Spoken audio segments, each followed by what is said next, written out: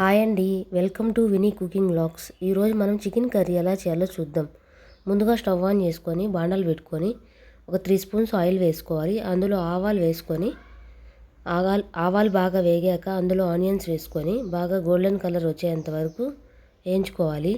అందులో కరివేపాకు, సాల్ట్ వేసుకొని బాగా వేయించుకోవాలి. ఆనియన్స్ బాగా వేగాక అందులో కొంచెం క్యాప్సికమ్ వేసుకొని బాగా మగ్గించుకోవాలి. అందులో అల్లం తెల్లగడ్డ పేస్ట్ కూడా వేసుకొని బాగా వేయించుకోవాలి. పసుపు వేసుకొని అందులో చికెన్ వేసుకునేసి బాగా వేయించుకునేసి బాగా వాటర్ వచ్చేంత వరకు వేయించుకోవాలి. కొంచెం కారం వేసి బాగా మగ్గాక కొంచెం తగినంత వాటర్ పోసుకునేసి మూత పెట్టేసుకోవాలి. ఇంకా కాస్త గరం మసాలా వేసి కొంచెం గ్రేవీ దగ్గర కన్సిస్టెన్సీ అయ్యేంత వరకు మూత పెట్టేసుకోవాలి.